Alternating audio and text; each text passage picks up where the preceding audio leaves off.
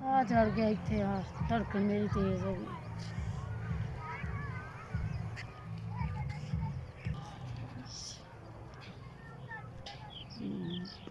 ਦਸ ਜੀ ਤੁਸੀਂ 10,000 ਰੁਪਇਆ ਭੇਜਿਆ, ਅੱਲਾ ਭਲਾ ਕਰੇ। ਜਿੰਨੇ ਵੀ ਭੇਜਿਆ, ਜਿਸ ਤਰ੍ਹਾਂ ਭੇਜਿਆ, ਅੱਲਾ ਪਾਕ ਤੰਦਰੁਸਤੀ ਦੇਵੇ। ਅੱਲਾ ਪਾਕ ਨੂੰ ਸਿਹਤ ਤੰਦਰੁਸਤੀ ਅਤਾ ਫਰਮਾਏ।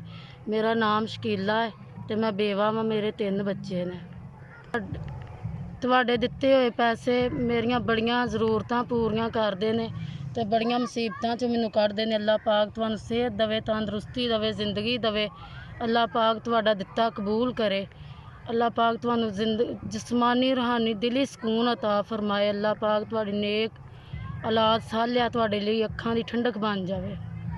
ਬਾਈ ਅੱਜ ਟਰੂ ਵੇ, ਮੇਰੇ ਦੋਨੋਂ ਬੱਚੇ ਨਾਨਕੇ ਗਏ ਹੋਏ ਨੇ ਤੇ ਤੁਹਾਡੇ ਪੈਸੇ ਦਿੱਤੇ ਮੇਰੇ ਬੜੇ ਕੰਮ ਆਉਂਦੇ ਨੇ ਤੇ 3 ਮੇਰੇ ਬੱਚੇ ਪੜ੍ਹਦੇ ਨੇ ਤੇ 3 ਦੀ ਪੜ੍ਹਾਈ 'ਚ ਖਰਚ ਹੁੰਦੇ ਨੇ। ਅੱਲਾ ਪਾਕ ਤੁਹਾਨੂੰ ਤੰਦਰੁਸਤੀ ਦੇਵੇ, ਅੱਲਾ ਪਾਕ ਜ਼ਿੰਦਗੀ ਦੇਵੇ। ਮੈਂ ਬਹੁਤ ਦੁਆਵਾਂ ਕਰਨੀ ਤੁਹਾਡੇ ਲਈ ਸੁਬਹ ਸ਼ਾਮ। ਅੱਲਾ ਪਾਕ ਤੁਹਾਨੂੰ ਸਿਹਤ ਤੰਦਰੁਸਤੀ ਅਤਾ ਫਰਮਾਏ।